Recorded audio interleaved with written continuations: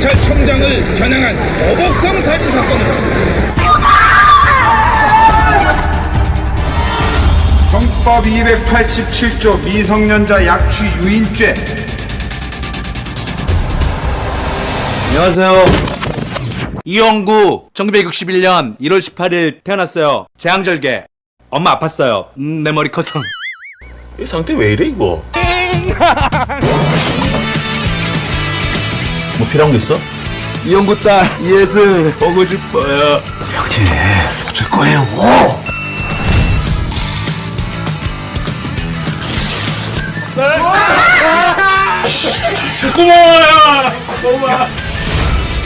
여기는 학교예요, 학교. 학교 아니야, 감옥. 다 나쁜 사람들. 형님 이거 아닙니다. 이러다가 걸리면은 암묵지 들썩한 거다 날라간다니까. 와, 예쁘다.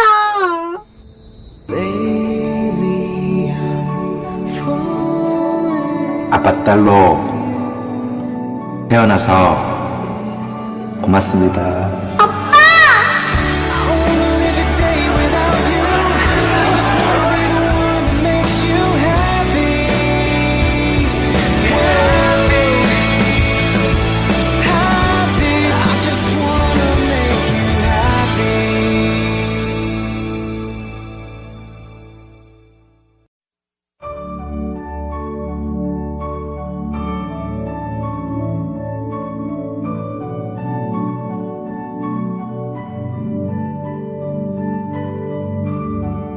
I wanna be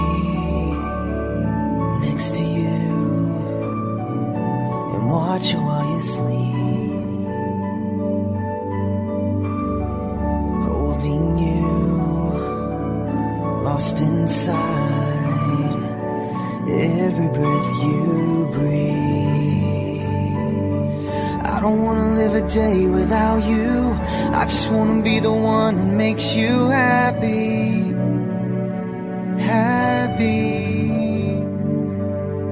I don't wanna live a day without you. I just wanna be the one that makes you happy.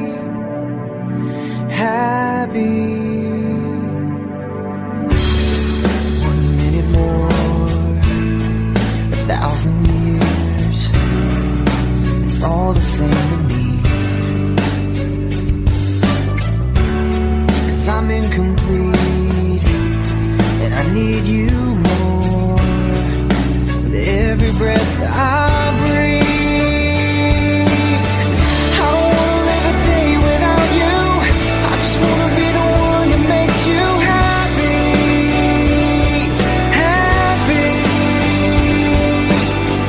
I don't wanna live a day without you. I just wanna be the one that makes you happy.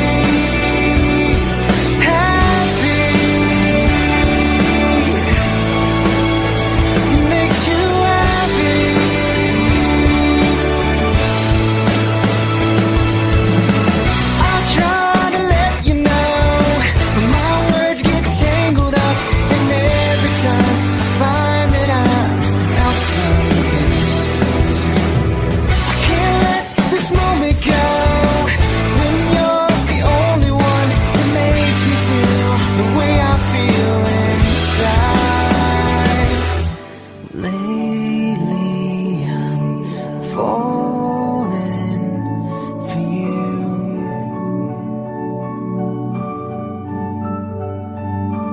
Lately I'm falling for you. Yeah. I don't wanna live a day without you. I just wanna be the one that makes you happy.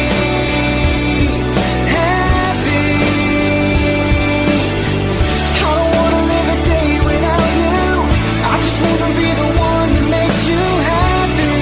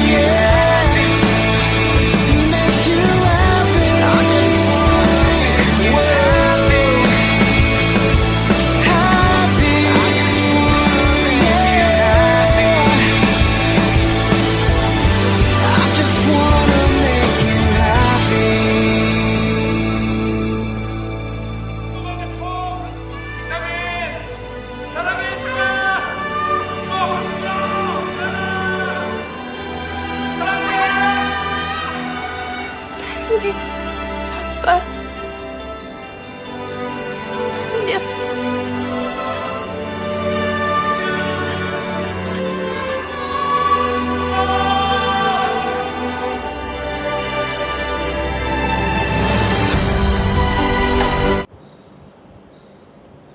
Assalamualaikum warahmatullahi wabarakatuh. Nama saya Aida Afrika binti Isaha. Nama matrik I21205686 dari kumpulan kelas C1 dalam kursus MPU 3112 Hubungan Etnik. Pada hari ini saya akan mereviewkan satu sebuah filem, iaitu filem yang saya pilih ialah sebuah filem dari Korea yang bertajuk Miracle Cell No. 7 yang disutradai oleh Lee Hwan Kyo, dan filem ini telah dirilis pada 24 Januari 2013. Filem ini bergenrekan sebuah komedi yang mengharukan dan melodrama keluarga. Antara watak-watak yang terlibat dalam filem ini ialah Seo Ron-ro, Park Shin-hye, Ka So-won dan ramai lagi yang terlibat dalam filem ini. Akan menceritakan tentang sinopsis filem ini, iaitu filem ini dia menceritakan tentang Lee Yong-gu, seorang ayah yang mengalami masalah kemunduran mental, dan dia mempunyai seorang anak perempuan kecil yang bernama Yesung, di mana Yesung ni masih kecil dan dia banyak sangat bantu ayahnya dalam semua perkara, termasuk menguruskan perbelanjaan seperti membayar bil dan yuran sekolah. Di mana pada satu hari Yesung ni dia mahukan sebuah beg kuning, iaitu Sailor Moon, di mana ayahnya telah berusaha untuk mendapatkan beg tersebut. Dan Yesung dan ayahnya ni setiap kali kerap kali melawat kedai beg tersebut, di mana ayah dia mencari jalan untuk mencari wang lebih sedikit untuk membelikan beg tersebut kepada putrinya. Kerana beg tersebut putrinya sangat menginginkan. Dan pada suatu hari setelah ayahnya telah mendapatkan beg tersebut, niat ayahnya untuk berikan kejutan kepada anaknya telah berubah menjadi satu tragedi yang mengubah hidup mereka, di mana apabila ayahnya ni ditahan dan disumbat ke penjara atas tuduhan membunuh kanak-kanak dengan sadistik sebenarnya. Dan dari situ terdapat masalah, di mana Yesung ni terpaksa berpisah dengan ayahnya kerana ayahnya diperintahkan masuk ke penjara, dan anaknya ni pula iaitu Yesung dikirim ke pusat jagaan kanak-kanak. Dan dari situ Lee Yong-gu telah dimasukkan ke dalam penjara sel yang bernombor 7. Dan pada suatu hari Yesung ni dia sangat merindui ayahnya, kerana ayahnya telah masuk ke penjara. Dan ketika itu Yesung dia telah menyelinap masuk ke dalam penjara untuk bertemu dengan ayahnya. Dan dari situ kita dapat lihat dari situ banduan-banduan sebilik dengan ayahnya ni dia menolong anak kecil ni iaitu Yesung untuk menemukannya dengan ayahnya, kerana Yesung ni sangat merindui dengan ayahnya. Begitu juga dengan ayahnya merindui anaknya. Dan sepanjang Yesung dengan banduan-banduan sebilik ayahnya ni, berbagai cara yang mereka lakukan sehingga Yesung membuatkan banduan sebilik ayahnya ni menjadi pening dan hampir kantoi lah,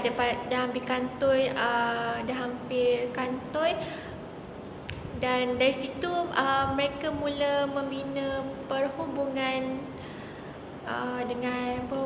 yang rapat dengan anak kecil tu, di mana antara paling sedih, antara babak yang paling sedih dalam filem ni adalah di mana Yesung semasa Yesung berpelukan dengan ayahnya, di mana Yesung dia berpelukan dengan ayahnya untuk kali terakhir, di mana anaknya ni tidak tahu bahawa hari itu adalah ayahnya akan pergi selama-lamanya. Dan seluruh penghuni di penjara itu mula berasa kasihan terhadap Liongo yang berusaha untuk membebaskannya. Dan setelah beberapa tahun kemudian, Yesung telah membesar dan dia telah menjadi seorang peguam, dan dia telah meminta kes ayahnya itu untuk dibuka semula dan mahu membersihkan nama ayahnya semula. Di mana walaupun ramai yang menuduh ayahnya ni seorang pembunuh, tetapi anaknya ni Yesung kuat menyatakan bahawa ayah dia ni tak mampu untuk membunuh orang, dan dia kuat menyatakan kalau ayah dia ni bukan seorang yang seorang yang jahat. Walaupun ramai yang menuduh ayahnya ni disebabkan tuduhan membunuh. Akhir sekali ialah nilai yang terdapat dalam filem ini ialah sebenarnya nilai yang terdapat dalam filem ini sebenarnya banyak sebenarnya, iaitu yang pertama ialah kasih sayang ayah kepada anaknya yang tidak terbatas. Daripada filem ini kita dapat lihat betapa besarnya kasih sayang seorang ayah itu kepada anaknya, di mana Liongo rela mengumpulkan duit bulanannya untuk membeli beg idaman putrinya. Dan begitu juga saat Liongo ini dia dipaksa mengaku bahawa dirinya ini bersalah agar anaknya ini Yesung boleh tetap hidup. Dan Liongo ni dia tidak kisah kalau diri dia ni dijatuhi hukuman jantung, ataupun hukuman mati, asalkan anak dia ni boleh tetap hidup, boleh ada orang jaga anaknya ini. Dan yang kedua ialah kebaikan akan selalu berujung dengan keindahan, di mana dalam filem ini terdapat mengajarkan bahawa berbuat baik kebaikan kepada orang lain tidak memandang bagaimana latar belakang mereka dahulu, kerana ada saatnya kebaikan itu akan berbalik menolong kita dengan sendirinya. Sama ada dia cepat ataupun lambat, orang-orang akan melihat diri kita yang sebenar. Jadi itu saja daripada saya. Terima kasih.